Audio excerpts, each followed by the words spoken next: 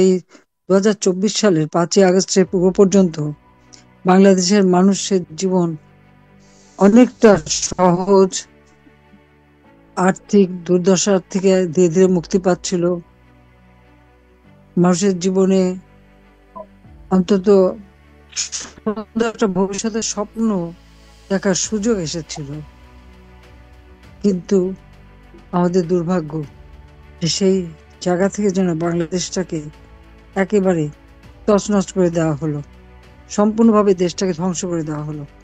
আর দেশটাকে শুধু ধ্বংস না, এক একটা পরিবারকে ধ্বংস করা, ঘর বাড়ি জ্বালিয়ে দেওয়া, মানুষকে নির্মমভাবে হত্যা, এবং এই হত্যা কিভাবে পিটিয়ে পিটিয়ে হত্যার আমদে কুপিয়ে কুপিয়ে হত্যায় কি ধরনের বিভৎসতা, জঘন্য নোংরা বিভৎস তা আমরা দেখলাম।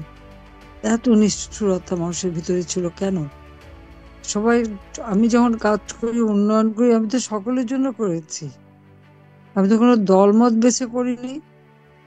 কাজে উন্নয়নের সফলটা সবাই তো সবার ঘরেই পৌঁছে গেছে, আর এই সুফল সবাই ভোগ করছিল। তারপরে কেন ওই একটি মানুষের ক্ষমতার লোভ একটি দেশকে, একটি জাতিকে কিভাবে ধ্বংস করে, সেটি হচ্ছে বড় কথা।